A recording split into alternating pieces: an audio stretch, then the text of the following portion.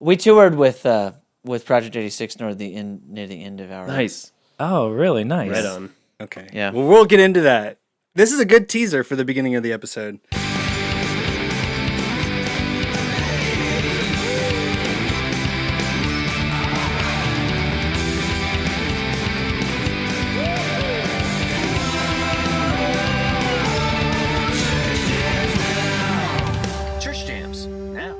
Welcome to Church Jams Now, the podcast where three former youth group kids and current music nerds deep dive into Christian music from the 90s and 2000s. I, of course, am your co-host, Kylan Savage, and with me, as always, is Mr. TJ Smith. That's my cocktail. I'm What did you pouring do? a drink right Oh, now. you're pouring a drink. Okay, Yeah. perfect. And our beautiful producer, Josh. Hey guys. Hey, guys, hush. Stop talking. You guys are talking way too much. We have a guest that we're very excited about from Sons and a bunch of other bands that we're going to get into, and also a film and television composer extraordinaire. We have Aaron Newberry here. Welcome, Aaron. Woo woo. Morning. Cheers. Morning. Morning. It's 8:30 at night, Central Standard Time. So you just woke up. That's what you're telling us. Oh man, 12 years ago, yeah, that was probably true, but not today. I'm a grown adult now. There you Nice. go. Aren't we all a little bit? Yeah, it hurts every time I think about it. Yep. Well, hey, thanks so much, Aaron, for coming on the show. Happy to be here. We're super excited. I know in our group chat, when Josh told us he got you, we were just like, we were all pretty stoked because this is the podcast for like very like niche. We were just talking about this off mic about like, we can't really say we've met like celebrities, Right. but to the people us, that we meet, we have. it's so freaking cool. Yeah. It would not go over well if I went home and told my girlfriend that people refer to me as celebrity. Which that's not even what I'm like supposing that is happening. I'm just it is cool. It's very niche, and the fact that you guys are excited just shows me that you're incredibly rare human beings. Yeah, well, I think we understand that, like, there are a lot of people who have lived entire lifetimes with the passion that they have for the music that they made, and we're just stoked to talk about it. And so Right. we love the opportunity to like get into the nerdy stuff and the weird stuff and the fun stuff. Yeah. Right. It's exciting. Yeah, Yeah. as like three musicians ourselves, who grew up in 90s and 2000s Christian culture, it's just cool to like reanalyze a lot of this music that we grew up listening to, either as children or even in high school and stuff, and sort of re-examine it where we are in our lives today and just talk about music. That's really what this podcast was an opportunity started during the pandemic, conversations that we were just having anyway of like sharing albums and talking about stuff. So we're super glad you're here today to do that with us. Man, I'm excited too because it's like a blast down the past for me, and it's also an opportunity to recognize, there's a lot of people that were involved in making Sons something special, and I feel like getting to do these interviews, it's really important that I remind people of all the people that were involved because Yes. there was a time where this thing really felt like mine, and as I've grown up, I've kind of, it's kind of cringy to think, what, my mid-20s self did as a collaborator. So, Right. in a way, I'm here to clear the air. Oh, perfect. Let's gas up everybody that was behind the scenes or Love to. on the front lines with you. Happy to but so before we get to that, I want to kind of jump in. So we usually start our interviews with a little bit of an origin story. So like, where did you grow up? How did you grow up? Like and specifically what music did you listen to growing up? Because our show is like very much about Christian and Christian adjacent music. So I'm always really fascinated by what kind of music was in your household growing up. Bro, Amy Grant was on blast. Hell yeah. Yeah, POG, Point of Grace. Nice. So I grew up in a Muskogee, Oklahoma, You're an Okie from Muskogee. literally, and I'm there's not a whole lot of people. It's like a small little city. It's like too big for its own good, but too small to like really make a dent in anything that matters. I Sure. get that. But yeah, grew up Christian in the church all the time. Like, bro, I lived there, like for real. And it was a lot of just adult contemporary like stuff, safe for the whole family type of things. Oh yeah, that was Yeah. the KLTY tagline. The station in Dallas. I Same tag. so once we started doing radio, I started learning a bit more about how that stuff went down. But I remember, I'll never forget the first like heavy music I heard, which it's hilarious because I would later go on to play for the band who was my first concert, which was Spoken. Yes. Nice. I saw Spoken at the First Assembly of God in Muskogee when I was 15. And I was like, yo, this is crazy. And then from there, I remember going to Mardell and getting like this like Solid State 2, like their sampler. Yeah. Nice. And then that's when I was, exposed to Ludacris, who would then become We've Norma talked quite a Jean. bit about Ludacris. I like the pronunciation Yeah. affect that you utilized there. Yeah. not to be confused with Luda. So No, Yeah. very different. but yeah, and then to kind of tie a bow on it, there was a spot in Bartlesville, Oklahoma called the Warehouse, and they had the best fucking shows. Like Tim Hudson ran it, but Tim Cook was kind of like an arbiter of it. I think it was kind of his thing, but Tim Hudson managed it. Tim Cook, for those who don't know, managed POD and Blindside, among others.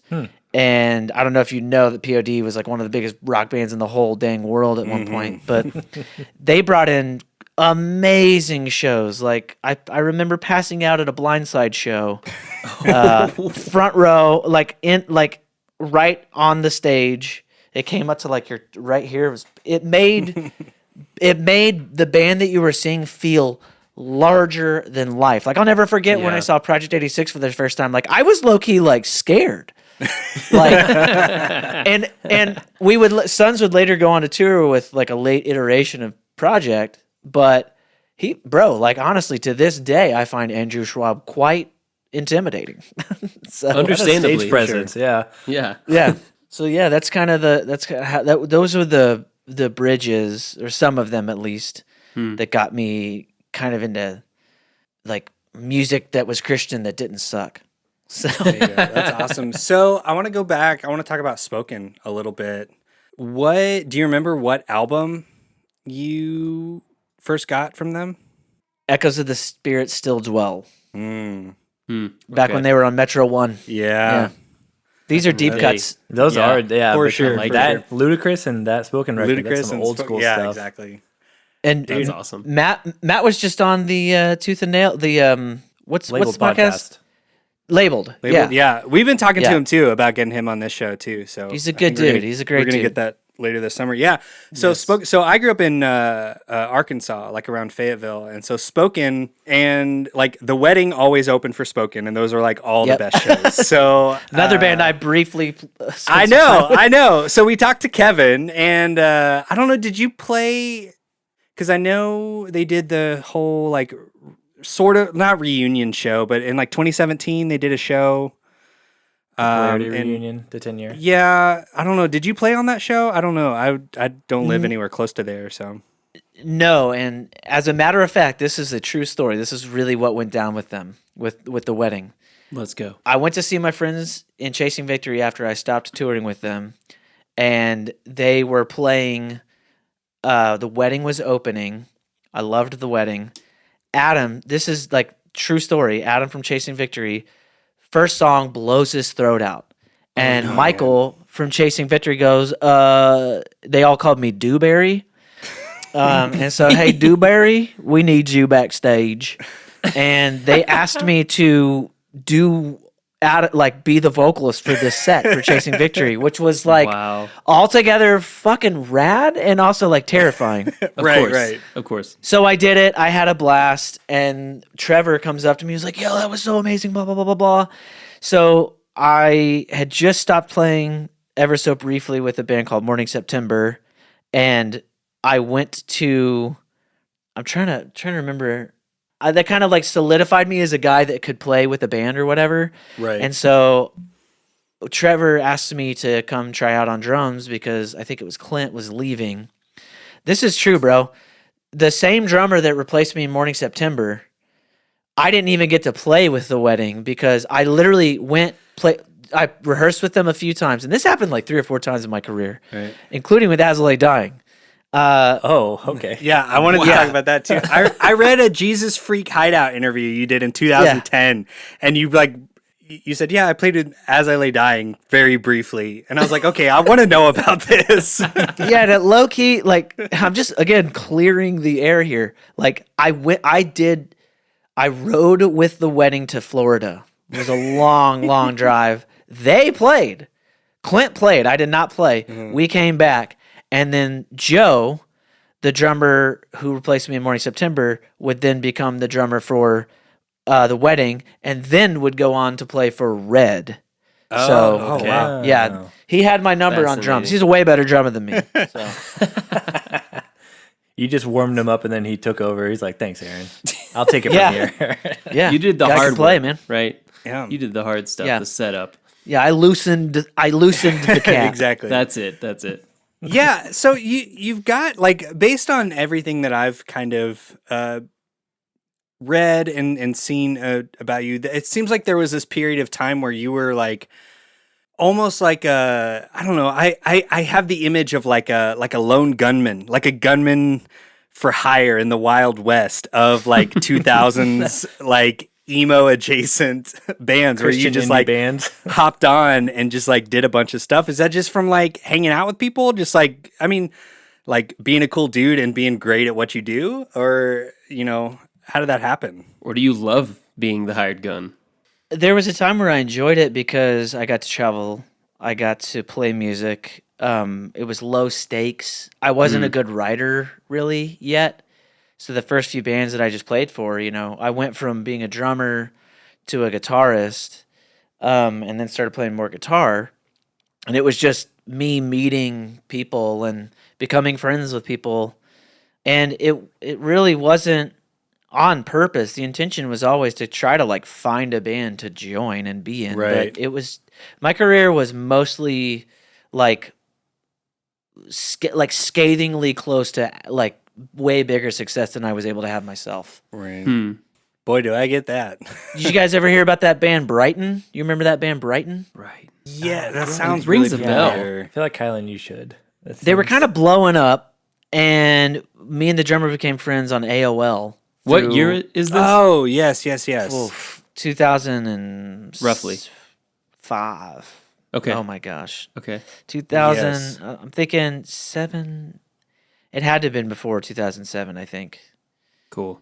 05, 06. Number one gun dude Jeff did all their records. Mm-hmm. Oh, cool. Became friends. I rode out with Chasing Victory because I was like co-managing Chasing Victory, sort of. Spent a week with this band, and it was just like the worst. Like, we just did not vibe at all. Oh, no. And they dropped me off at, no shit, the Whiskey A Go-Go in L.A. to meet back up with Chasing Victory. And that's how I ended up with Chasing Victory for a whole year. So, Oh, my God. Nice. Yeah. What time in Chasing Victory was that? Is that like between I Call This Abandonment and Fiends? we were touring on I Call This Abandonment, and they were awesome tours. One of the first tours I was on, we were playing with like The Fold and Project 86. Nice. And another one, you know, we did a lot of shows with The Showdown and Maylene. Man, oh my gosh, the best one was when we went on tour with Classic Case. So Josh from Beloved was playing for Classic. It was, dude, they were so good. Classic Case still slaps. So So good. yeah, so Yeah, sorry, let's talk- cut you guys off. Oh no, I want to hear more about you. I'm a big Chasing Victory. I'm a big Fiends Yeah. guy specifically. Like I'd love to hear more about like Josh, this Just may be a that surprise, but time. I'm also huge on Chasing Victory. I don't think I've Hey, ever guys. said that. I didn't know that about you. Yeah. They're still one of my favorites. Go ahead. I'm not as familiar. Yes. Josh and I have stuff in common. You High balance us five. out. I know. It's wild. It's wild. I'm so. This just feel. I just have to point out real quick. This just feels like early to mid 2000s, like Christian music bingo. I feel like Yeah. we're just like throwing out names that are Yes. just like deep cuts for everybody else, but I'm like loving it. I'm And like, Aaron's yes, like, I "I know was in that. that I know band that. and this band and this band. Yeah, I know. We so should make a good. bingo card of just all Of bands Aaron's that we've career. talked Aaron's about career, yes. for this That episode. would be so good. I've coined myself kind of as like a cheap Ethan Luck. You know, Ethan Okay, played for all all right, these yeah. bands that were like legendary, and he actually got to that's be good. in those bands. That's and I just so kind funny. of, was a You're the momentary Ethan Luck blip. Jr. Yeah, TJ That's Maxx, incredible. Lux. Oh, that's so Ethan good. Luck That's- light. Oh, I love that. But chasing victory, it was. I remember, this is a wild story as well, but like we were close, like we were homies. I wanted to be in the band, but I also wanted to do this Sons of God thing, and I remember jumping off tour with them after a year. We figure-eighted the country like 2.5 times, really. wow. And they were starting to write Fiends. I moved to Atlanta, and Fiends came out, and it was such a good record. So underrated. That record is so damn good. Oh yeah, And Michael's dad had tragically passed away suddenly, and they call me, and they asked me to basically be in the band, and I was just like over the moon. And we were literally like 10 days away from going out with August Burns Red. It was going to be like Wow. the sickest fucking tour ever. And I was hyped, and I'm not kidding you. Within 24 hours, I got a call, and they were like, "Never mind, we broke up." oh, And I was just like, but August Burns Red, guys. Shattered. absolutely broke my heart. Yeah, of course. And I'd already kind of made plans to leave Atlanta. So at that point, I leave to go play for a band called So Long Forgotten for a few months. I love So Long Forgotten. Me too. That's incredible, fan. man. Yeah. That's amazing. I So was what playing did you all play of guitar? Cameron's parts. Yeah, I did. Okay. Wow, cool. That band made me a better guitarist. Oh yeah, I'm sure. They got chops, man. They do. That's awesome. Yeah. What a weird like pivot from like stylistically, like I feel like that's quite a not a huge departure, but enough of one that it must have been a shift for you. It was all the same to me, honestly. Really? Yeah, band was a band, and whatever they needed, I could do it. You're I've- just you that know. versatile a player and you can just like adapt and pivot. I mean, I want to say yes. I'm but gassing that you up, feels man. That's what we're really doing on this aggrandizing. episode. I mean, I've always desired a lot of breadth and depth to myself and my listening. Like I'm making R&B stuff right now, and I'm making a lot Nice. of like straight up like pop and hip hop. Like probably all the music I'm making now. If your only context was of me as sons, it would probably be a bit shocking to some people. So, and that's always excited me. Yeah, I So, love that. Yeah. Like don't pigeonhole me. I'm Aaron. Well, and I think the cool Deal thing, with it. because you mentioned not being like super solid in your writing in those early days, like I feel like, I mean, is there a better way to hone your writing chops than like playing with all those bands and seeing how people write songs and approach them and all that? Like just hitting all those different bands, you get so many different perspectives. It did. It made me versatile, and it made me. It instilled a lot of confidence. Like every time one of those bands asked me to come play for them, it was like, oh wow, okay, I still deal with that. Like I get to work with some bad people, and I'm still in these rooms sometimes. I'm like, yo, should I be here?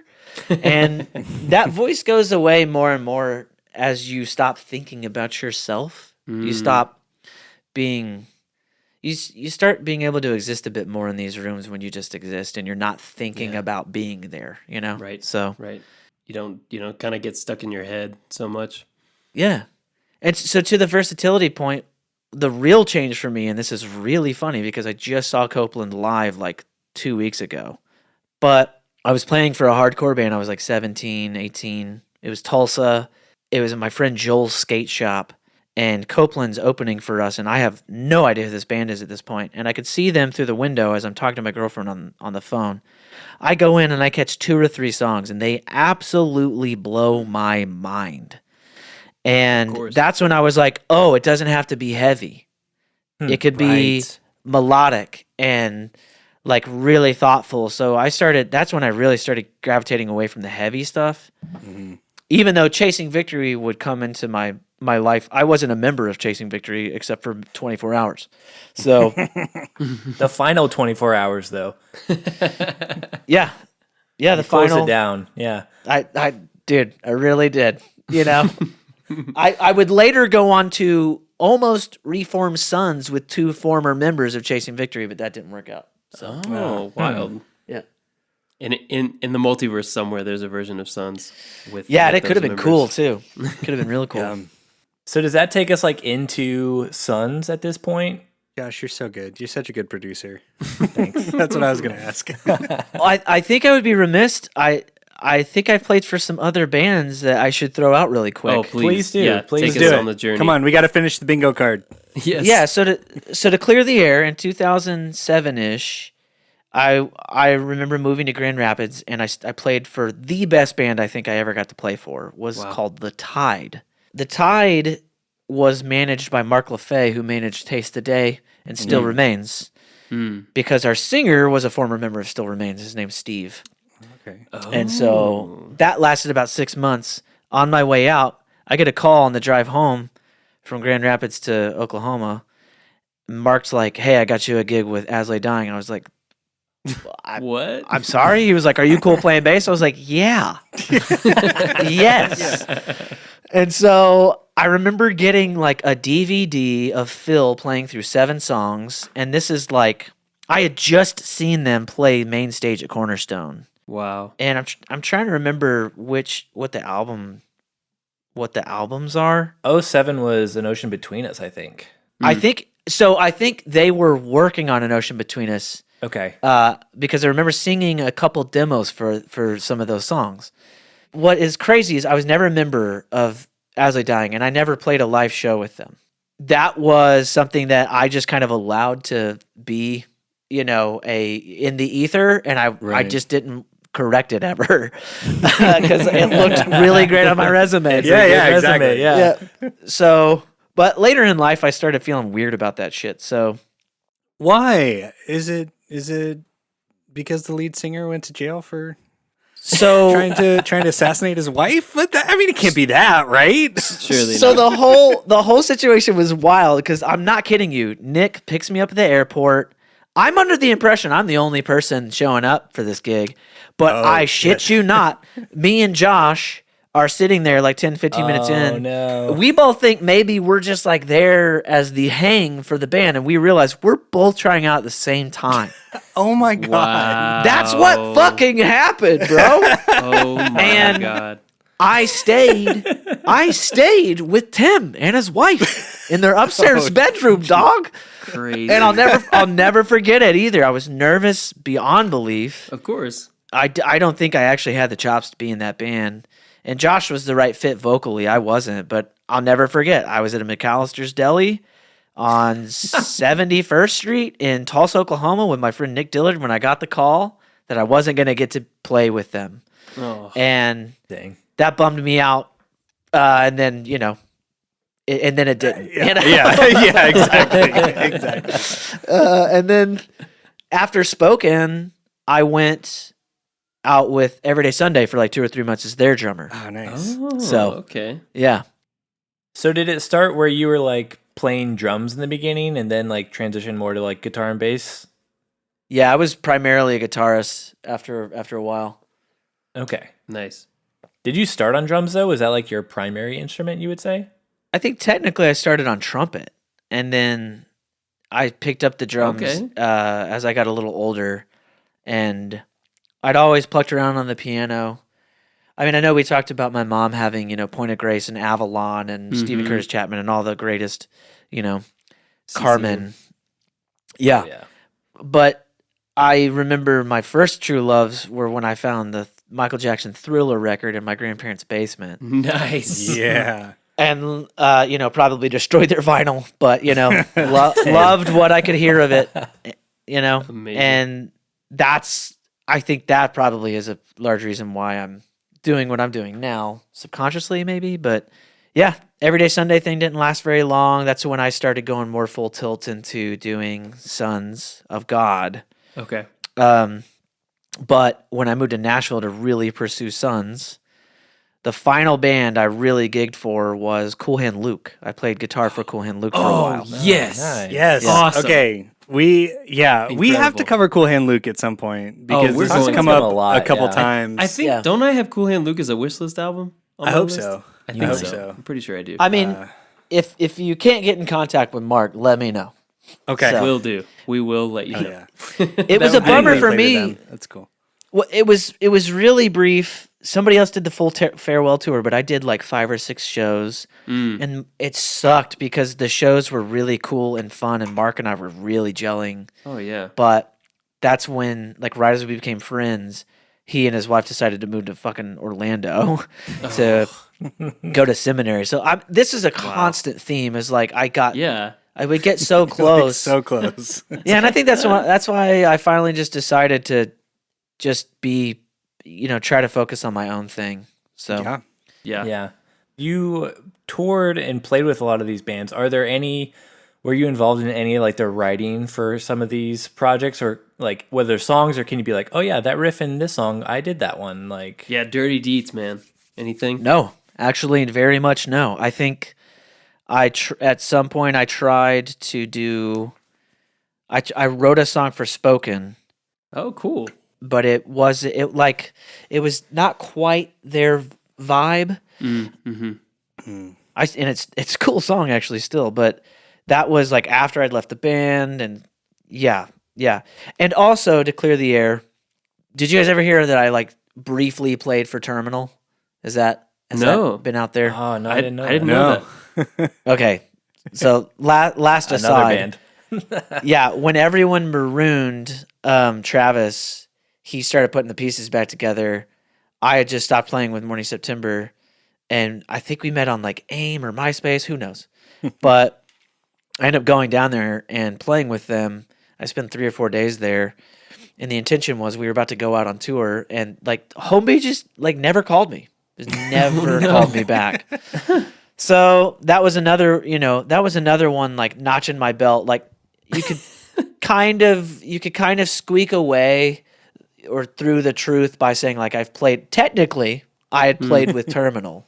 Right. But it's shady as fuck looking back on it to be like, yeah, I didn't.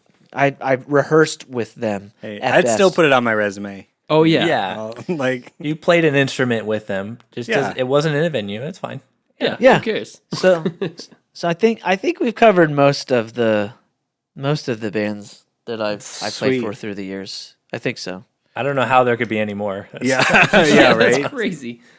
Yeah, I want to get into Sons of God, into Sons, and your solo stuff because you talked about you weren't super confident in your writing ability, and then what kind of happened to get into all of that? I think I really wanted to be. So I just Yeah. wrote and wrote and wrote and wrote. It was all I did when I was in Nashville. And some of those became that home wrecker thing that I did, Yeah. which I feel like are good songs but bad recordings. Well, that's fine though. It's like the same thing as like, if the songs are really good, I don't know. I have the same sort of mentality of like, the whole 90s indie film thing of like Kevin Smith's Clerks is like objectively not well made, That's but fair. it's so entertaining. It's so good. Like Yeah. I love cares? Are you trying to tell me that you like the record? Dude, okay, well, I wanted to, yes, of course. Yes, and I wanted we to are ask, definitely because saying you said you started out on trumpet on that first track, All Alone. Is that you playing trumpet, or did you get someone to do that? Tis All I. you? Yeah. Oh, yeah, Nice, that man. trumpet. Nice. Yeah, that horn line is so back good. Full circle with I the get that stuck in my head all the time. Dude, what? Wow. Okay. I know. wild. I know. Dude, you're like I said, like we're niche. We're here a for really it. niche podcast, Yeah. but we're here Yeah. for it. Man. Super appreciate it. Yeah. Yeah. Sweet. Okay, I didn't mean to cut you off, but I want to hear more about it. Yeah, Nashville. And Nashville was also a time where I got to meet some really rad people. I worked at this, there was the come and live phase. Yep. That's, how we made our record. Who else were some bands in your day and like maybe after the Suns era that were on Come and Live? As a refresher for me and for our listeners, because I feel like I heard that label here and there, Showbread but did yes, Who Can Know It and Cancer right. on Come and Live. Man, the only one I really honestly remember is Ascend the Hill because we were homies. Oh, right. Yeah. Sorry, go ahead. No, I that's literally all I can remember. If you guys have names and you throw them out, I could probably. Well, I was gonna ask, was So Long Forgotten on Come and Live? Like, no. Like, yes, okay. It was a weird thing. I think that they were talking about it, but they were really on the fence. Oh, my friends Fever. Some of the best people. Okay. Actually, was just with Wes out in this motherfucker. He lives down in he lives in Laguna Beach, dead ass. Like he lives in Laguna Beach, 3 blocks from the ocean. It's amazing. Amazing. That was great. Yeah. Cool. Sorry, not to derail things, but I was just like, who are the other peers, or like, who are the names and lights on Come and Live? That I wish I could remember. I feel like there are some that we're missing. Like at Least of These, apparently, which we played with White Collar Sideshow. Least of These, yeah, we did a few. We did a few shows with them. I knew White Collar guys. Yeah, cool. Oh, yeah, sweet. Levi the Poet has something. Oh, yeah, right. Oh. Yes, there's like Kai Kai sampler. Yeah, that's how I first heard about Kai Kai. Nice. Man, they're good, really good. But I don't think. Jason Belcher. She went. Oh gosh. We're digging deep, man. What was the name of this? What they were like worship, praise and worship type vibes. He was from New Zealand. Her name. Fuck, it escapes me. She would later go on because our drummer. Amber Days. Amber Days. Thank you. Wow. This is the band. This started the whole thing for me. Like I was like, there is a band that I really dug for a while. I had like a whole season of just being like an Ember Days super fan. Thank you so much. Did you guys know that last album, the Ember Days, Jordan McGee, who played drums on our album, played on that album? No way. Oh, I didn't. Yeah. That's cool. Dude. Amazing drummer. Dots. Amazing drummer. Jordan also plays in Advent. So in what? He plays for Advent. Oh, nice. And the Rocket Boys. Nice. Yeah, we don't talk because I'll get into why. But yeah, we don't speak, and it's not by choice for me. So, but it's probably well deserved by me. Oh no! Well, hey, but you're here. You can't to just clear drop the that. air, man. Yeah, we're clearing the air. We're clearing the air. We'll try. That's so funny. We'll do our best here. Let's do it. We're here for it. So, yeah, maybe I don't even know really where I was, but yeah, early Sons stuff. You're writing stuff that turned into like the Homewrecker EP and early Sons of God songs. I think is where we were. Yeah, and I remember in 2007, in between tours with Spoken, that's when we did the Genesis prologue, which was just me and Drew Falk, who became like a very successful, super heavy music engineer producer guy from Kernersville, North Carolina. Nice. Man, that North Carolina area had so much talent. Some talent, huh? Yeah, I mean, Beloved. He is legend. He is legend. Jeez. Those songs, He is legend. We played some shows with them too. Man, they were wild. Boy, they were wild. Monsters. Still are. Yeah, they're still wild. Them boys be wild. Man, did you guys ever get into Far Less? Holy shit. Only a few songs. Yeah, wow. That's a throwback. Yes. We played some shows with them. Man, they were one of the best unknown bands on all of Tooth and Nail Solid State, in my opinion. The last record that they did is a work of art. It's like if May was heavy. Ooh, that's the best. That's a cool take. I love that. With better vocals, no shade to Dave. Just it's preference. So sure. Shut up, Josh. Shut up. Kylan agrees with you. Josh knows that that's we haven't covered May on the show yet, but privately I have stated that the vocals are my biggest problem with May.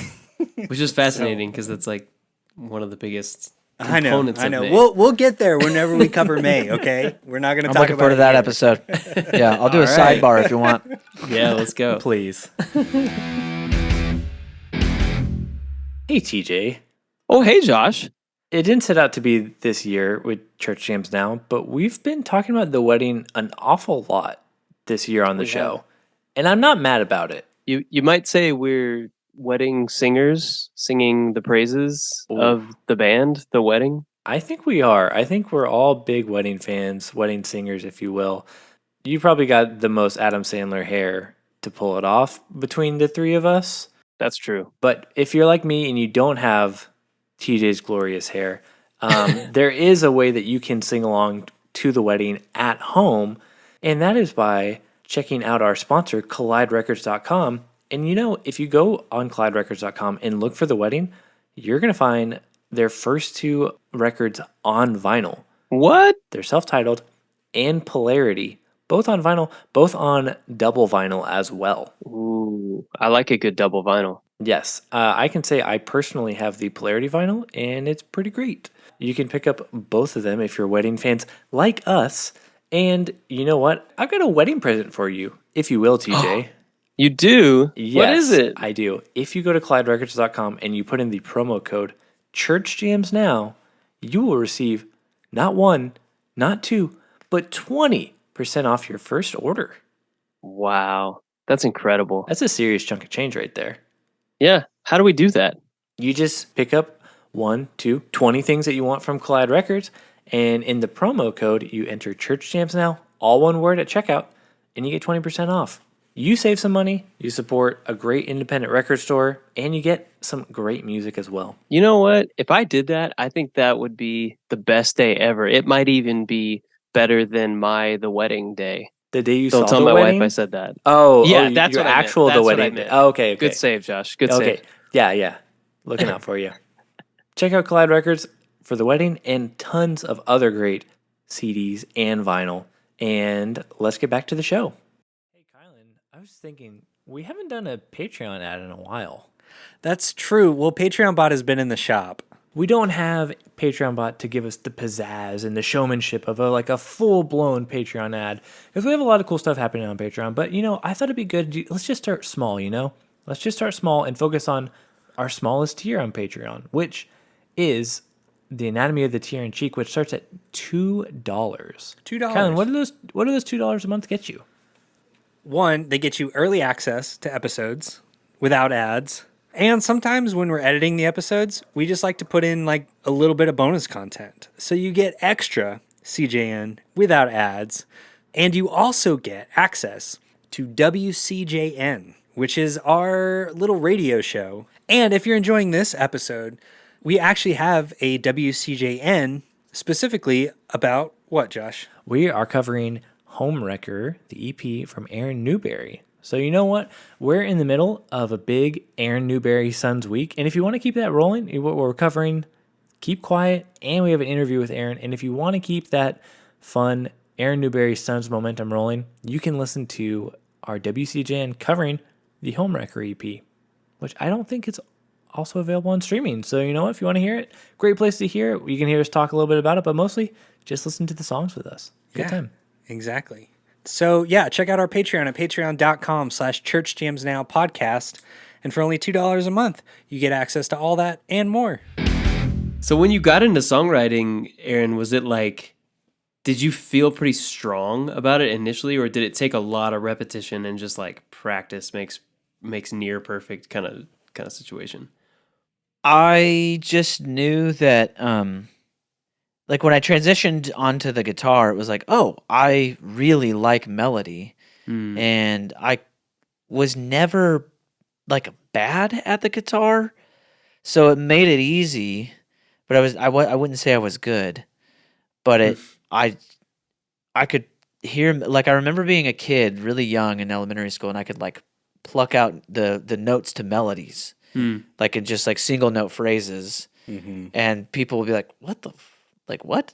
And as I grew up, I realized I was like, "Oh, like I just have a good ear." And that's not something that I can credit to myself. It's just it came with me into the world, Right. and sometimes you can use said ear to write some good shit, and it's not always good, but yeah, I think it was. I remember it being laborious in the beginning to write, so I just played all the time. I would just play and play and play and play and play and play. Right. I was just jamming. Writing was not easy. It did not come naturally. And I remember the first Sun songs, Caution was just like a huge accident. And I kind of just rolled with it because the nature of the kind of like the original version of Caution was like non-chorusy in a way. And so then I was like, oh man, I have to learn how to write choruses. And I'm serious when I say this. The whole Suns record is just me having to I wrote the best conglomeration of choruses that I possibly could, and that was all I had to give. It was, yeah. And funny enough, man, this is true. I wrote half of the lyrics and half of the vocals while we were tracking the vocals. So Wow. yeah, I get that, man. I get that. Yeah. Well, yeah, because I wanted to ask, because how was like the songwriting process, and like you could talk about in the beginning, and then like whenever you're a band, but is it like you writing everything, like, because that's It a was in the lot beginning. to just like be like, this song doesn't exist unless I do everything here.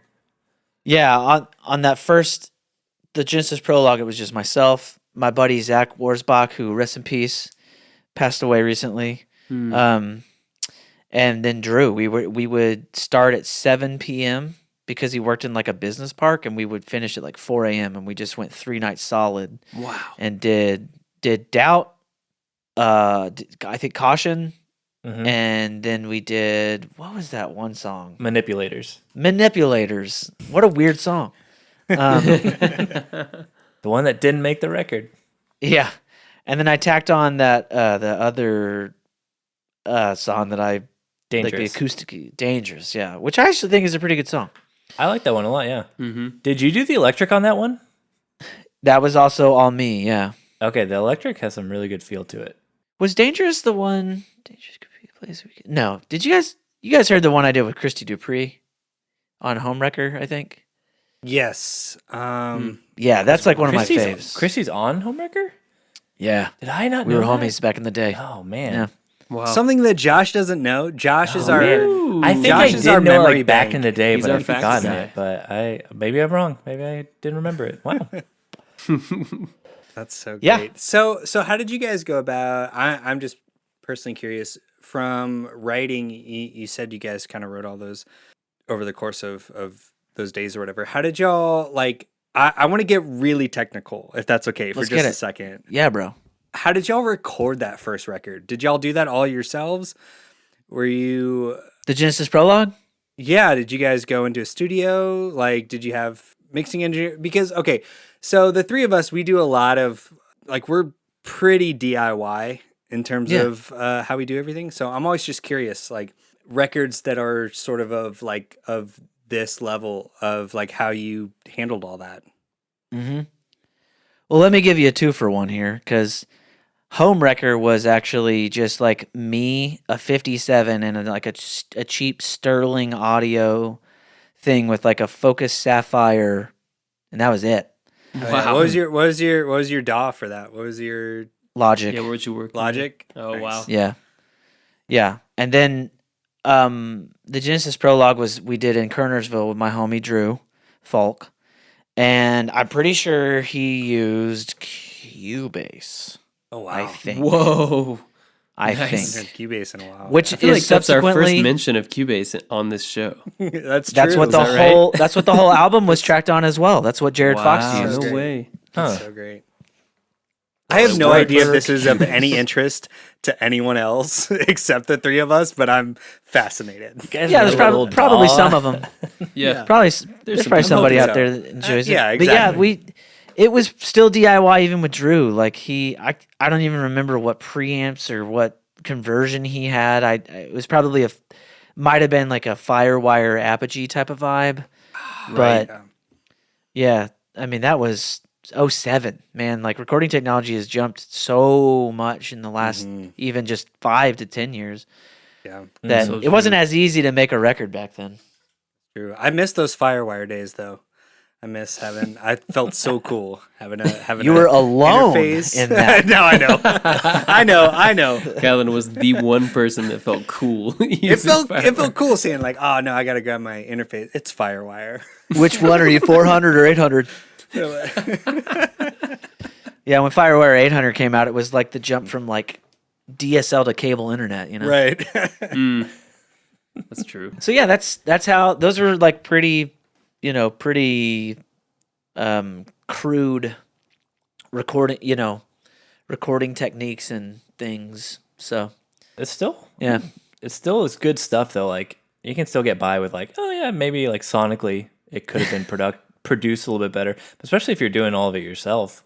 So because was the home record that was just all? Did you like engineer, mix it? Like you Yeah. is that like all you?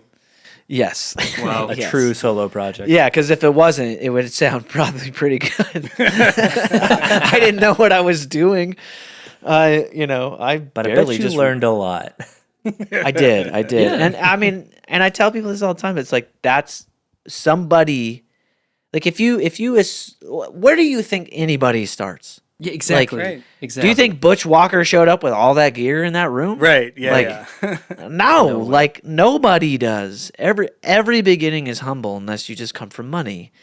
And even still, just because you have money doesn't mean that your amazing recording setup is going to equal cool or good music or Yeah. good recordings. At the end of the day, it's just a tool, right? Like you have to know how Yeah. to use it. So And the nature of home wrecker is one where it's like I didn't know how to like punch. So it was just Right. it had to be good All the way through. performances, you know? You So just doing, yeah, were you doing like single takes for all that stuff? pretty much, or I would punch in parts. You can like playlist on Pro Tools, and I think on Ableton it's take lanes and all that stuff. You could do it back then, but I didn't know how. I was always limited by my ignorance, and my DIY spirit was truly the arbiter of my ignorance. I could have learned. I could have probably been a lot Wow. better. Right. I just didn't read any manuals. So that's get so that. good. My DIY spirit was the arbiter of my ignorance. That's a great pull quote. That's such a TJ line. Facts. TJ, like, I can see you resonating. I relate to that. yeah, Jared Fox, who is instrumental in Sun's record sounding so damn good, he mixed the Genesis Prologue. And that's honestly, and no shade to Drew, because like even at that time he was we were just amateurs. But like Jared made the Genesis Prologue sound good. Like it did not sound very good before. So yeah, and it still doesn't sound that Yeah, great. you but need that person. yeah, Jared Fox is amazing. Only by comparison, because the Keep Quiet record sounds so good. That's the only reason why. Yeah, that's Right. That's Jared. Super duper Jared. Jared produced, engineered, mixed. Unbelievable. Nice. Can you take us from like the Come and Live to the Slow Speak era, like in like I guess where you like then form like a band at this point, kind of thing? Because Slow Yeah, what Speak did that is look like? is a very like interesting label, because I mean they were like just a little thing around for just a little while, it seemed. Yeah. And then Yeah. Which, and now I have to recant Fever. I don't think they were ever on Come and Live. I think it was Slow Speak. I was conflating the two. But Slow Speak it was very odd, very weird. So basically, it was very hard to keep members consistently because I had an ego that was difficult to deal with, and that was a real fun look in the mirror, as I became an adult. And I over spiritualized things, and basically used God as a crutch for having given me, some type of authority over sons that I should have never wanted in the first place. And so that led to like different people all the time. And I liked that because I was the center of it. Mm. And though I did write all of the songs for Sons, there were people that collaborated with me in such huge ways that deserved far more credit than I was giving them in that moment. Alex Rust, Jacob Bundren, Jordan McGee, Kyle Laster, like they were huge in making that Sons record. And I hate it for them that we didn't get to enjoy it together because I was such a dick. I kicked them all out, after we made the record. And I was able to, validate it or justify it, because somehow God was speaking to me. It was God's vision for you in this band. Yeah, so fucking stupid. Like just in the like, and I've apologized profusely. I've been able to make good with Kyle and with Alex, but Jordan still won't speak to me, even though we have a lot of mutual friends. And I just think it sucks mostly for me because he's such a rad dude. He's one of the funniest people ever and like a genuine talent. And he was such a great friend.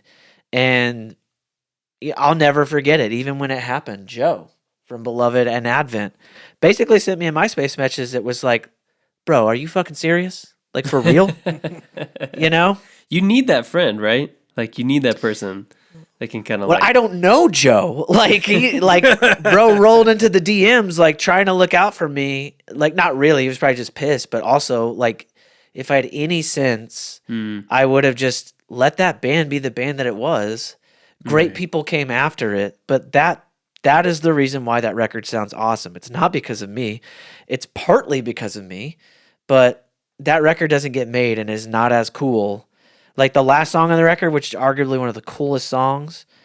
Is this a dry season or agnosticism? That is hugely part to Jordan and Kyle and Alex having really cool taste. So well, I hope they all hear this and are like, that guy's all right. We like him.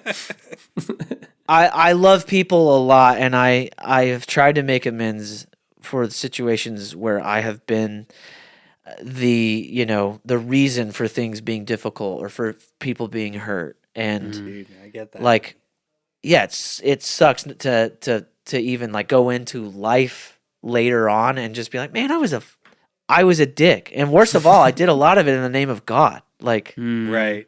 Yeah. What the fuck? Obviously, I'm not really. I don't go to church. I'm not a Christian anymore. And that was a journey in and of itself. But sure, we are here today. So You're here today, man. Well, we appreciate you clearing the air, like we've been saying. Yes, sir. There's something to be said about reconciling who you were in your 20s, specifically within an evangelical context, which we're not that kind of podcast, but Praise God. I appreciate. That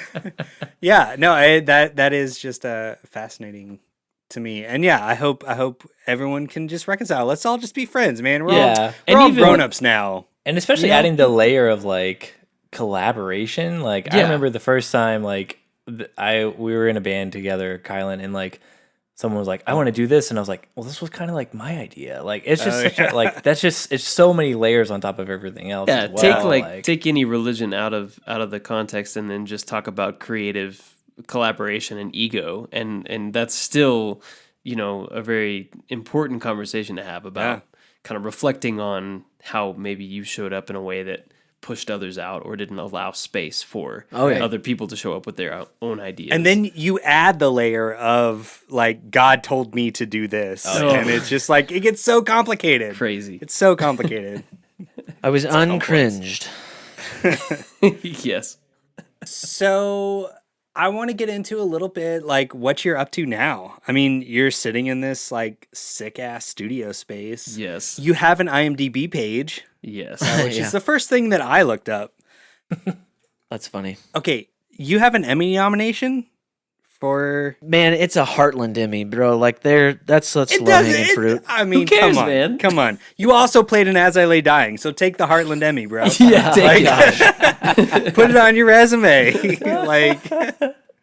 Yeah. So, what are you up to now? Are you recording other people? Or are you just doing like composing stuff, or like? Yeah, I'm just curious. I am, but I don't want to. I don't want to glaze over. You guys said that you're kind of nerds. You're kind of audio Yes. guys. So I just Yes. want to Yes. give you the opportunity. Do you have any questions about the making of Keep Quiet? I mean, I have a lot. We're We gonna can pass it over circle to back to Josh. that if Yeah, we this want. is- yeah. we can keep going to like unless you'd rather go to that now. But No, I wanna Josh, talk come on, about ask Keep your Quiet a questions, lot. man. This is Go your for it, chance. Josh. Shoot your This shot, is it. man. I mean, I just want It's such a cool album, and I recognize It that really more and is. more It when really people is. Yeah. tell me all the time that they still listen to it. Well, all the here's time. the thing that it's I so wanted good. to say, like in the beginning, I was like, do I just get this out of the way now? And just like having you on here, and why I think it's like perfect for our podcast is like that record is one that's like not super well known, and which like sucks for you, obviously, trying to make a living with music. Like if people don't know about your band and your record, like you're not going to be able to do it very long, kind of thing.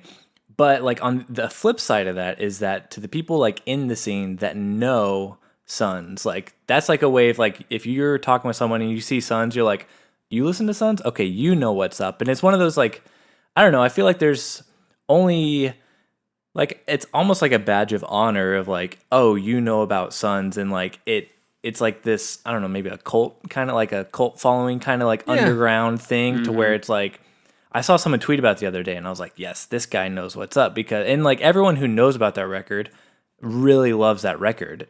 So like I think it's unfortunate that more people don't know about that, but the people that do know about it, it matters a lot to them, myself Yes. included. Wow, cool.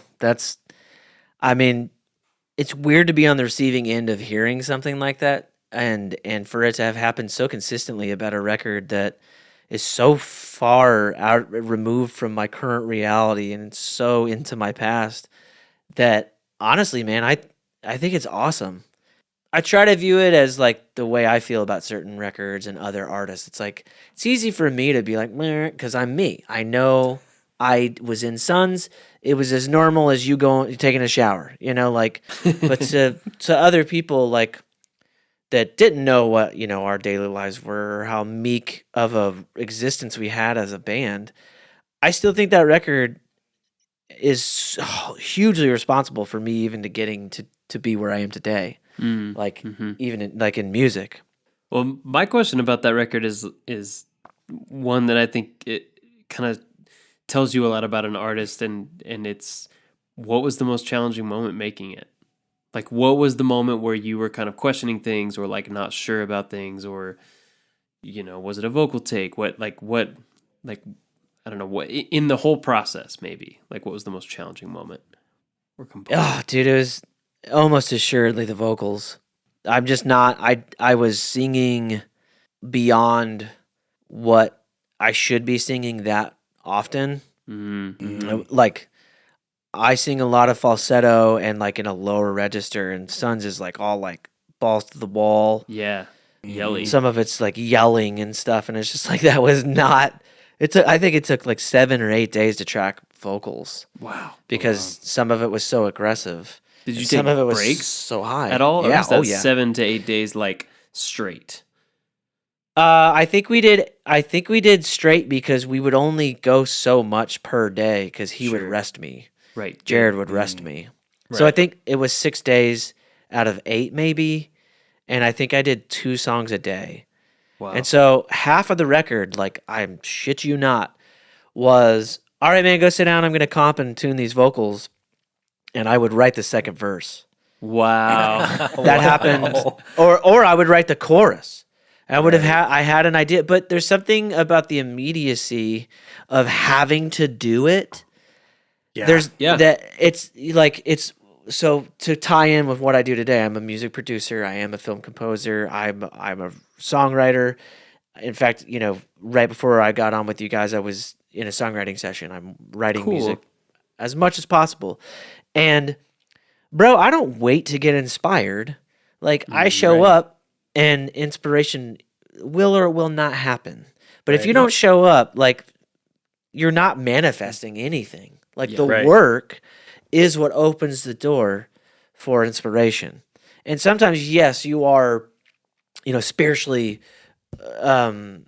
inspired, or maybe you saw a performance, or you saw something, or something happened, or you feel took you somewhere. a certain way. Yeah. Yeah, but like those are rare in comparison to like, you want to know what proliferation is?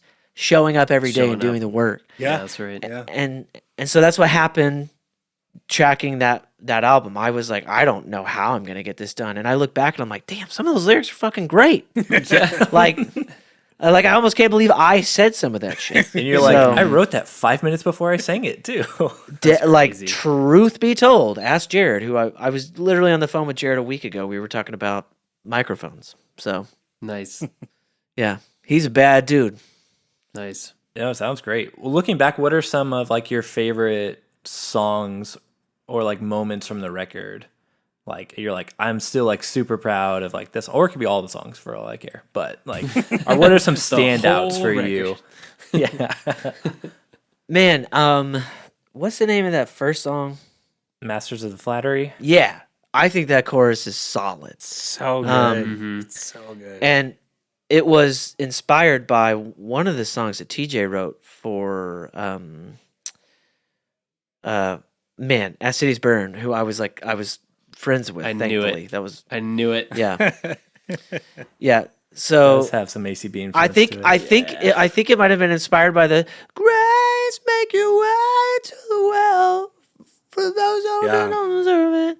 And I think that's how I got inspired for that one. I just think that's a great rock song. I did not realize it was so close to being a Smashing Pumpkins vibe, but that's cool too. That's true. You know what? Yeah, how do we not? Okay, we just did the beginning of this year. We did an As Cities Burn deep dive. Like Miniseries.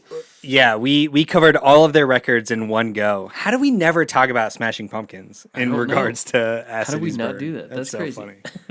You're right. That's so good. Wow. I know. There's a lot of through lines, no doubt. Yeah. So you were kind of like you were listening to a lot of their stuff and just like in a way of like these are peers of mine, or you were like I was these just guys listening. are incredible. This is Yeah, I think inspiring. I just listened. I just listened to whatever music, and I remember hearing that, and I was like, honestly, I was like, I love the way that starts, but obviously, I can't just rip it off. Right. So I had to like change it, but I liked what that vocal move did for their song, and I was like, I want that for my song. Yeah. Thankfully, they don't sound anything alike. No. Right. Yeah, definitely not. But I feel like if y'all toured together, it would be a great show. I'll just say that. That'd be a good ticket. That'd Yeah, be a good That ticket. would be, yeah. We were never very good live, I don't think, and that was as a result of me always singing outside of my comfort zone. So, yeah, I think we made up for it in zeal. Right. Hey, there's something to be said for that, man. Yeah. That's like, I mean, your yeah, best. like I don't think like Henry Rollins doesn't sound great live, but he like fucking goes for it, and so you're there. Yeah. You know what I mean? Yeah. Like, True. yeah. Yeah, that's true. I'm I just think some- remembering. Oh, sorry. Go for it, Aaron. No, you're fine. What are you remembering? I'm curious. Well, I was just like remembering, like you mentioned Copeland earlier, and like I feel like there's a lot of Copeland vibes on that record. Like when I first started listening to it, I was like, the way I would describe it, if I had to describe it to someone, it'd be like if Thrice and Copeland made a record, and then like that record got like, or it was like if Thrice and Copeland had a baby, and then every now and then Uncle Manchester Orchestra came over and like watched the babies. Like that's keep quiet. Uncle Manchester Orchestra. Uncle Manchester. Uncle Andy Hull comes over and Yo, that's spot on, bro. That is literally like That's so good. my inspiration is just like I wore it on my sleeve in that band, like it was obvious. I loved Copeland, love Manchester Orchestra. I love what Thrice has done, but their evolution at a certain point, I just stopped paying attention. Right. But everything before I stopped paying attention, I think is great. Yeah. So Yeah, some of the sleepers on the record, in my opinion, are like track 2, Believe in Something. I think that is such a rad song. Ghosts is probably one of my favorite songs I've ever written. Oh, Ghost is great. The lyrics are confusing, I realize that, but I don't care. Yeah, you don't always have to get it, you know? Yeah. Like, that's not always the most Yeah. important thing. Well, like in what ways? What's confusing about it? Well, what I meant to be saying was like, hey ladies, you don't have to choose shitty guys. Like, that's basically what that song means. I was getting tired of seeing good people, good women in my life, like choose very obvious bad dudes. So that's what that song's about. It's a good thing to write a song about. Yeah. And writing from the perspective of a bad dude, right? Is that what the perspective of the song is? Yes. Some Okay. of it. Yeah. Okay. Right. Yeah. Good you caught that. Yes. I even use I use a Batman reference. The 97? The Narrows. Oh, I think. right. That's so good. I didn't Yeah. catch that. Oh, that's awesome. Yeah, the Narrows is a reference to Batman, using it as some kind of like version of like where shitty dudes are. Right. Like the source of depravity, almost. Yeah, That's crazy. gutter guys live in the gutter. I love it. I love that. That's I thought oh shoot, I don't remember what's The Devil and I? Is that what it's called? Yep. Mm-hmm. That song is rad. The end of that song, like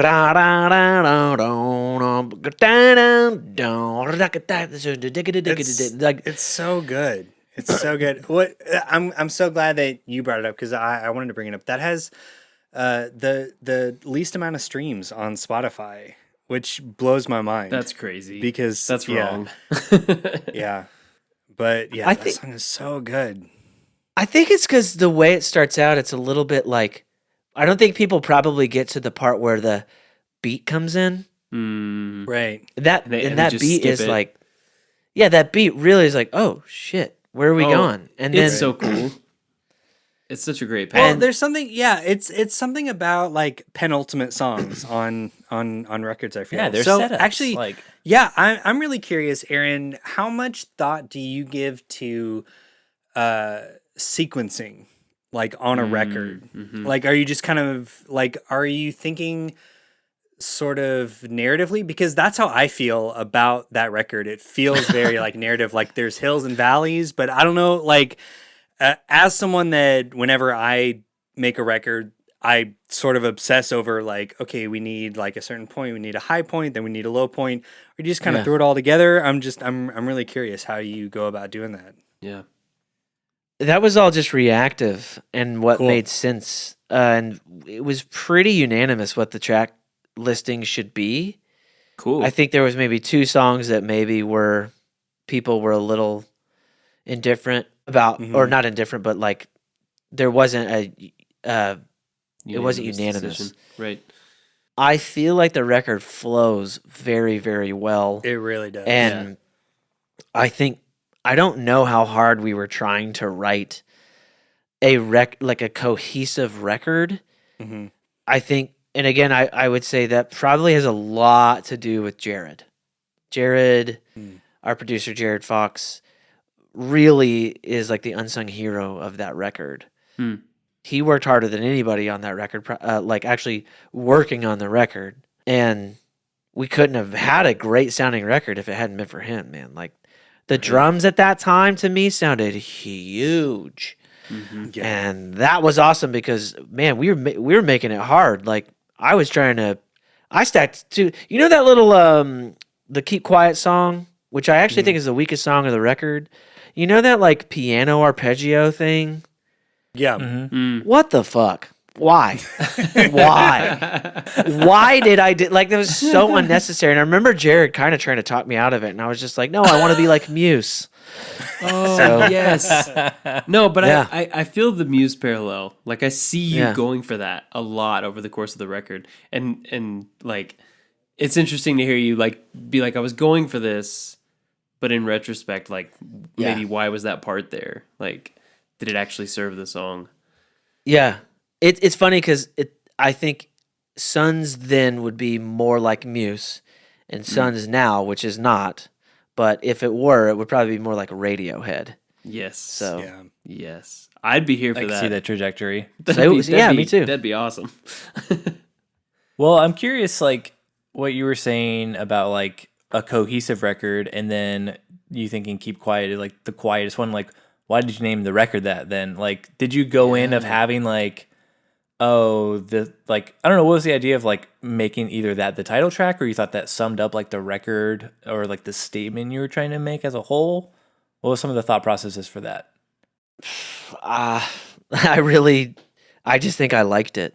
I mean, it sounds good. Keep Quiet. Yeah, the is a cool alliteration record is there. name. Mhm. Yeah, Right. Yeah. Like, it's strong. It's a good. Yeah, I like image. it. I just liked it. I guess you could tie it to, the idea was, as Christians we were trying to be, subconsciously like lights on a hill. And what I was really trying to do is just like be super duper honest about the way I felt about my faith, the way I felt about the faith as a whole, meaning the church. And those were the early seeds of me being like, this is bullshit, I'm out, Right. So Yeah. So you're like sort of warring with yourself, but also trying to be authentic through your creative expression. yeah, like I fucking meant it when I was like talking about the crooked nature of the church. Right. Right. Right. Masters of Flattery, like you think what did I say, that something about members of a congregation, you're just as crooked as this Christian nation. So it was like, I didn't realize I was drawing nationalistic parallels necessarily, but that's exactly what I was doing. And I was seeing it. I didn't have the right language for it, and I couldn't cuss. I could, but I couldn't, you know what I'm saying? Like, yeah. Right. so I don't know, man. I just was like, this thing is shady, and I'm down to like call it out, because like, who the fuck cares? No one's gonna listen to me anyway. Well, and I love Keep Quiet because it's like, it's sort of the nicest way to say what you're saying. It's the nicest thing to say about what you're dealing with. I mean, I think of the three last songs as a little bit of a triptych, like Sun on the Run, The Devil and I, and Is This a Dry Season, or Agnosticism. Like, those ideas are very contentious or like, provocative, but effective. Yeah.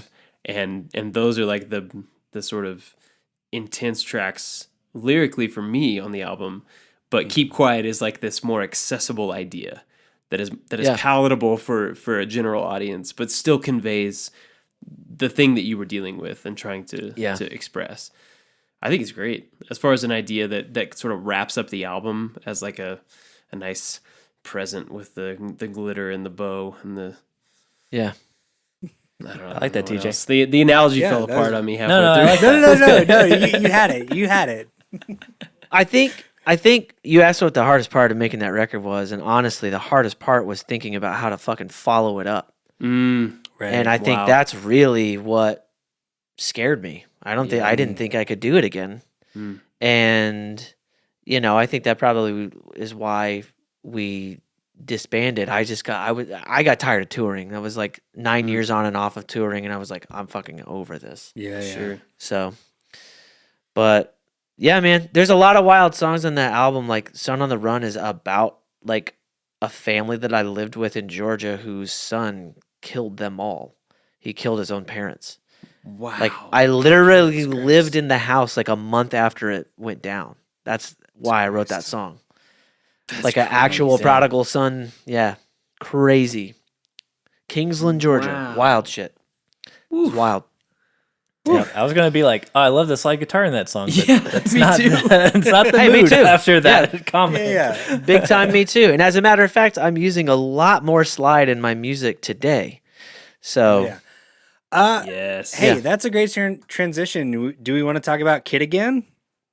hey, Maybe. Yeah. are you one of my 22 monthly listeners? Potentially. Just wait till this episode drops. We'll get Oh you yeah, dude. 25. You're gonna at least get 4 more.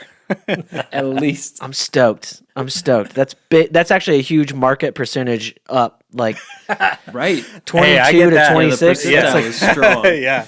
get gonna that. look green on Spotify. Right. All right. Yeah. Let's talk about it. Let's talk about what you're doing now.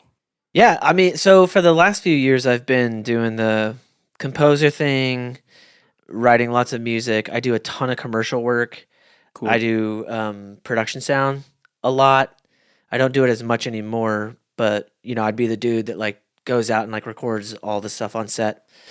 I do sound design, I do dialogue edits, I do re-record mixes, I do custom music, but I'm producing a lot more, which is fun, and I'm writing a lot more, and I'm writing with people that actually I think you'll actually get to hear more of what I'm doing in the next 2 to 3 years, because I think some of these things are gonna, I think the music career always feels like, or felt like, I was yearning for something and reaching for something, and now it just feels like if I just show up, work, and I'm cool and I'm good to people, like stuff honestly just kind of finds me if I just put the work in and be kind to people Well, and to be be equitable. fair, I mean, your career up to this point has, like, to a certain extent, like, shown that. Like, just by virtue of the fact of all the bands that were mentioned at the first part of this show, like, yeah. And so that was my initial question is like, yeah, you're good at what you do and you're a cool dude. So, like, people want to hire you for shit. And I think that's like the best place to be. That's what, we're all trying to be that too. So it's really encouraging. I live by a few sayings, and one is a rising tide lifts all boats. Yeah, for sure.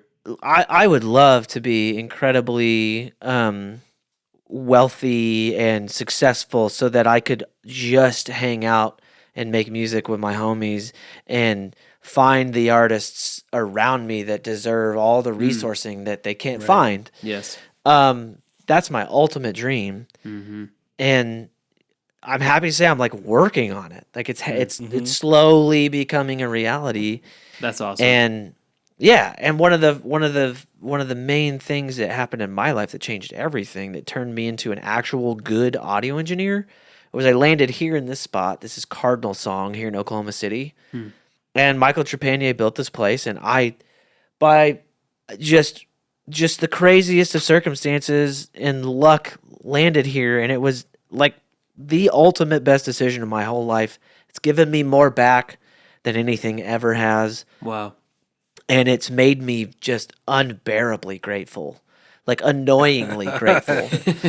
And from the sound of it, it's helping you like pay it forward and give the momentum to folks that you're producing. Yeah, man, there's almost nothing that makes me feel better than like watching people I've invested in like get theirs. Like that is the absolute best. And I think this is part of what makes me a good producer is, yeah, we can write music all day, but like, can you feel comfortable in here? Comfortable enough to be yourself, be able to say whatever you want, play whatever you want. I don't care if you fuck up 8 bars. I don't care. Yeah, right. At the end of the day, we just want to make a cool song. Like, and so the vibe of my studio and the way that I work is kind of like everything is on the table at all times. There are no rules. And we just try to say yes as much as we can. And if it don't work, it don't work. We move on, Yeah.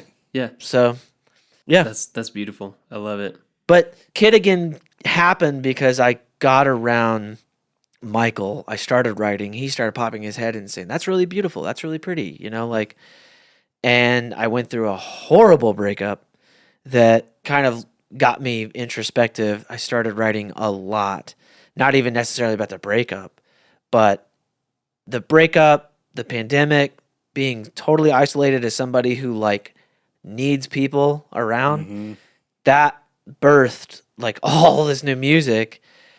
And I have a lot of music that hasn't come out because I'm like waiting to just, once I start releasing, it just won't stop. You ready to get right? Yeah. What's like the strategy with that? Like, are you like every couple months kind of try to drop something, or like what?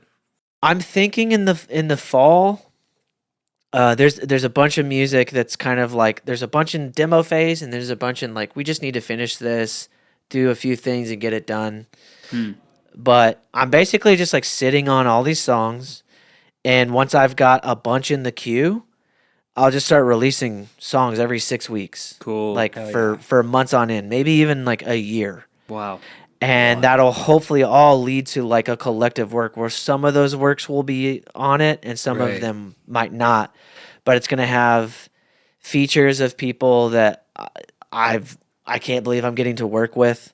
And it's going to have, there's going to be a documentary, which is wild. What? All right. About, yeah, about the You buried about the lead, making Aaron. of it. That's Yeah, incredible. I guess I did. Yeah, Kiddigan will eventually be the type of energy I put into Sons that never really came. I think I'm a lot more capable of navigating the financial aspect of it, and I have all the resources that I need between myself and all of the producers that I'm working with. Like I'm working with some heavy hitters, and I say that again with just like the utmost gratitude. Yeah, of course. And you know, that is when my imposter syndrome is like most available. It's like, Sure. you know, the shit that's, you know, says you don't deserve to be here. It's like, oh, fuck that. I'm here. Right. Yeah. If I don't deserve to be that, then how did I end up here, huh? Yeah, yeah. Right. You know? Exactly. So like, good. just be a good hang and You like, tell that imposter, man. yeah, just be a good hang and do cool stuff. And the early Kiddigan stuff that you got, I don't know if, have you all heard it? You've just got the 4 songs out, right? Yeah. Right now. Yeah. That's what I've heard. Yeah. Yeah, the expectation should be that won't be kind of near where I am once the new iterations of Okay. things start dropping. I'm stoked. Yeah. Well, I was already like, because I heard in you whenever you first dropped it, and it's very Yeah. Bon Iver-esque. And then Yeah. that's what I was expecting when your new EP came out. I was like, oh, it's more like a Singer-songwriter. kind of, singer-songwriter stuff. Yeah. Yeah. Which genuinely, can you guys? I have no idea how people feel about this album. Like, are those songs any good? Yeah. They're fucking Yeah, great, no, man. kidding they're me? great. Yeah. They're fucking great. They're awesome, man. Like, yeah, as people that are also just like trying to, you know, release our own music and do our own thing, I think like objectively we can tell you that they're fucking great. Yeah. No. Like the hooks are there, but it's also like so And the production value's thoughtful. there too. Yeah. Yes. The production value is amazing. Yeah. No, it's Definitely the best sounding shit I've done for sure. yeah, and It's it like shows. Kevin Smith's Red State versus Clerks. I got to bring it back. I got. Yeah. Aaron Kylan thinks in movies. That's like these are the I'm cool with parallels that he draws. I'm down. It's like, oh, Kevin Smith's got a budget. Like, Right. And so real talk, that's another thing is like I also want to fund. I'm not going to get into the nitty-gritty details of like what all I'm going to do, but like the idea is that you will hear about Kiddigan. And I wanted to start putting out some stuff so that once I started putting out more work, there was more that people could hear. But right. when we're done with this, I'm going to send you guys all a new song that's Oh, not yes. out, Hell yeah. that won't be out for a long time. Please. Yeah. So We've been going about an hour and a half, so I don't want to keep you too much longer. So I don't know if we have any other questions, any kind of general stuff from Josh or TJ. I've got one regarding the transition of like going from being like a band dude to being a composer. And it's simply just like, what was the most challenging aspect or what was the nature of that leap? How did you find yourself in the composing world? Not producing, but composing specifically from kind of being, you know, a hired gun, Right. a band leader, you know, into a composer. What did that look like?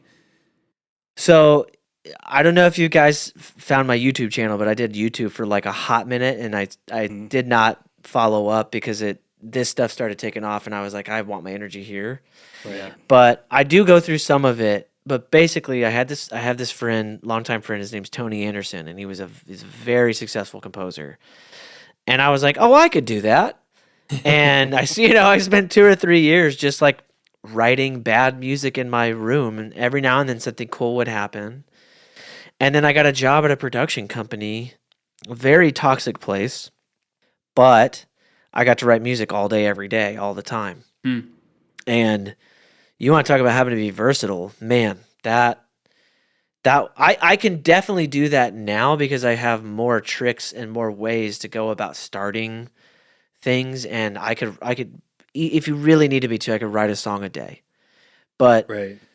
that was it was just reps, man. It was just like reps, and then I met somebody, and just as you do, you start talking. Alignment happens. Next thing you know, you're in a role, and people are paying you to do it. Right. And I just leveraged it as much as I could. Having worked on some stuff that I thought was actually pretty good, and then I went freelance, and that's when everything got awesome. That's when one of the first things that kind of helped me make a jump was I did a feature-length documentary about Eddie Sutton. He was his basketball coach for Oklahoma State University, and ESPN picked it up. Nice. And Okay. so that All just right. that looked really good on the the IMDb or the Yeah, the yeah. resume or whatever. And it kind of established some trust in the industry. And then I started meeting like people that were bigger and deeper into it, and started getting opportunities. Like I'm like real low on the totem pole, but like I worked on a movie that's coming out in this summer, starring like Jamie Foxx and John Boyega. Like I'm again low on the Amazing. totem pole, but like that stream is one I've been trying to swim in for a little while. And it's like finally a Sure. little bit of breakthrough, and Yeah, that's just getting more incredible, man. opportunities as people trust you, and getting better. So Right. yeah. Well, the biggest takeaway that I've gotten from our interview with you is just like you're the kind of guy that just like puts in the work. You know what I mean? Like whether you're like showing up for a band or like composing, like, and there's something to be said about that. Like as people, I don't know how many of our listeners are also musicians or, creatives to the extent that we are, but there's definitely something to be said about just like putting in the work and where that can lead you. So that's like super inspiring to me personally. I just think that's super cool. Man, thank you for saying that, because sometimes it feels like I'm on an island and I procrastinate and blah blah blah blah blah. But like I say it to gas us all up. Like there's no better way to be good at what you do than to show up and do it every day. Right. And keep doing that is what I was talking to my friend Bender, who's producing a lot of my new stuff. That is what separates the people that we most admire from the people that we never hear about. Right. Wow. Yeah. Yeah. That's so true. Truly, show up, do the work. There is no substitute. End of discussion. Also, Yeah. put music out. Like your first work's never going to sound as good as your 10th. Or Yeah, if right. it does, you're Justin Vernon, and it's just rare. So like, Right. Yeah. you know what I'm saying? Like, fuck that guy. Yeah. So Yeah. Exactly. But to your point, you'll never make your 10th unless you put your first out, bingo. right? And that's where you want to get. You want Gotta keep to doing make it. a lot of music. Yeah. You don't have to put it all out. Demo stuff, write it, but like decide and put it out. Yeah. Like just put the stuff out. Yeah, you could just keep preach that working. to me as I'm sitting here saying like I got songs stacking up in the queue. But I swear to you, once music starts coming out, you'll be like, "Yo, where is all this coming from?" That's Right. the goal. So I'm just like being patient. I'm incubating and I'm writing like Being as much strategic as I with can. it. Yeah. That's good. Yeah, trying for real. Yeah. So Dude, that's fucking great. rad. Josh, did you have anything you wanted to throw at him? I can go as long as you guys. I could go another 30 if you had questions. I'm enjoying this truly, but you guys cut me off whenever you want. Is there anything you want to talk about? Well, I've talked a lot. Well, a whole lot. I Well, mean, that's the point that's of the more show. interesting than us. That's the talking. whole True. thing. Yeah. Everyone That's hears what you're us here for. every week, and yeah. So I we're mean- here to listen to you. On the topic of gassing people up, are there any artists that you're currently working with that you're really excited about, like that you're producing or that you're collaborating with, or just that that you're really excited about? Yeah, man. Been working with I finished a song for my friend Morgan, and that'll come out soon. It's called Nightlight. Her name's Morgan Harvey. And then we also Michael and I co-produced their band Brother Boy, and that record is really really cool. Sweet. And Has that come out yet? No, it's gonna drop in the next I think the first single comes out in like a month. Nice. There's a band that I play for here in the city called Plain Speak. They did their album here. It's getting a lot of press. Cool. Have you guys ever heard of Old Blood Noise Endeavors, the pedal company? Yes. I'm not familiar. Maybe Josh. Yep. You're a gear nerd. Yeah. So Dan, from Old Blood is the singer for that band that I play for. Nice. Cool. And Is Dan the one that started Old Blood Noise, or is no, he... that would be Brady. But Dan, Okay, Brady, Dan does okay. the thing called Dan Explains It All. Okay, is there something in the water in Oklahoma City? Because Keely, Walrus. yeah, I know. Yeah. We did an episode What with Tyler in the Evans world? from Walrus, and it's like, okay, is this where just all pedals are made? So Bro, the Walrus team is like, those are my homies. Like Ezra. Bro, did you guys ever hear the Christmas song that Sons did? Yes. I haven't. I haven't. no. So we recorded that on tour in a barn in Muskogee at my friend Ezra Jernigan's house. His dad is Dennis Jernigan, the worship leader guy. Oh, okay. And Ezra is now one of the builders at Walrus, and Ezra and I are also now developing some of our own products. Nice. What is it? Okay, so we got to make a trip to Oklahoma City, Yeah, right? clearly. Absolutely. Guys, like we have to do a Church James Now field trip to Yeah. Oklahoma In City OKC. just to hang out with all these cool ass fucking like Innovators. music people. Music yeah. geniuses. Yeah, man. Yeah, so the Let's go. Walrus guys are really good friends of mine, and the Old Blood Noise guys are great friends, and so that is an exciting, adventurous thing that I get to be, near. Yeah. But I'm trying to think, like, I'm writing a lot, and I'm trying to figure out how much of it is, like, I've definitely written some songs for some other people, but I'm not sure how much they want me saying about it, Sure. Right. because it's still also, like, it's all incubating, Right. and I want them to have their kind of, like, the way that they want it Oh, to of be course. talked about. Yeah. But the stuff I'm most excited about and proud to be working on is Kid Again, and my main collaborators are Michael Trepanier, my friend Brian Bender. Y'all need to look him up. He is Cool. it's unbelievable. My friend Ryan Magnani, who was just here writing with me. I've got my friend Spencer Powers, who's in a real cool band that you guys should check out called Swim Fan. All right. Real cool Oklahoma City band. Writing with this dude named Logan Bruno a lot. Logan is a bad dude. He Nice. produced a lot of this stuff for a cat named Josh Fudge, who's also a homie. Check out all that stuff. Josh Fudge is a bad dude. Logan Bruno is a bad dude. I think I was in the studio a little bit last year, but nothing ever materialized. But there's a producer here named Chad Copeland. He's worked on, man, I've all of the names escape me because he's worked like Ben Rector, Kelly Wow. Clarkson, John Mayer, Whoa.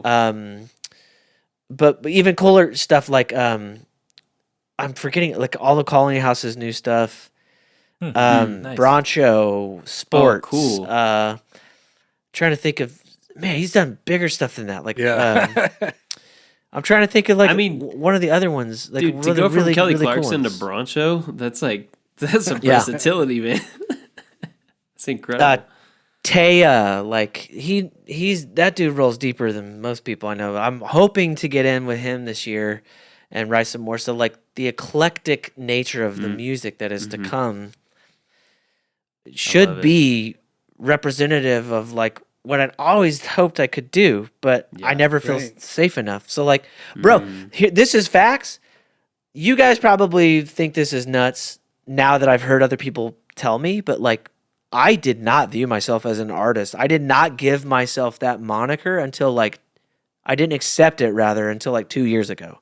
That's I was like, fucking crazy. Wow. I That's know, crazy, right? Fuck Like, you for that. Like that's Yeah. crazy. I Like, get how- it. I 100% relate absurd. and get it, but Yeah. like that's crazy. But also, I'm so glad that you did come to that conclusion. Yeah. Like, I think we're all really glad that you came to that conclusion. Oh, sick. Yeah. I'm really, really amped about what's coming next. And I appreciate that there's people out there that give a shit. And honestly, like Oh, yeah, man. I need all the help I can get promoting this. So it's Yeah. great to know that I feel like maybe, this will be a place where that could happen. Oh, So yeah. For sure. Absolutely. yeah. And in the context of not being churchy or, Christian whatsoever about any of this music, I feel like that has been the great expander of things, is like getting out of the box that was religion Yeah. and being like, oh fuck, there are no rules. I get to do whatever I want. I can do whatever I want. Therefore, I will do whatever I want. So Right. Yeah, man. it's been a blast. Explore to the ends of the creative earth. Absolutely. That's it. Yeah, I'll send Sweet. you a couple of new songs. One's like Oh. done, and another one's so like a stoked. demo, and you guys are gonna be like, "Whoa, these are very far apart." Cool. I love it, Yeah. dude. Yeah. I love it. I like hearing things on all like levels of the process, you know. So that's a blast. As like a podcast in which we've covered everything from The Chariot to Mercy Me. to Amy Grant. And like it's not even music we're necessarily into. We're just music nerds. And Yeah, we're I just love like so fucking stoked to just like hear it. Like, I don't know, that's been the coolest thing about this show so far, is having people like you on, Aaron, that hopefully have a good enough time that we're just hanging out and they want to send us music, because we just like Oh, it's the this best. is just all we talk about, Yeah. regardless of the like 2 hours every week that we do it for the podcast. This is just all we do all the time, so Yeah. it's fucking rad, dude. Yeah, it's I Yeah. love it. We're here for it. Sweet. Okay, I think this is a good place to wrap this up, if that's cool with everybody. So Aaron, thank you so much for being Yeah. on the show. Thank you. My pleasure. I gotta say, real quick, if you enjoyed this, we have all kinds of other awesome stuff on our Patreon, patreon.com/churchjamsnow podcast. You can find us on all the socials at Church Jams Now. May all your favorite bands stay together, and of course, peace out, Mon Frères. Peace out. That's it. Deuces.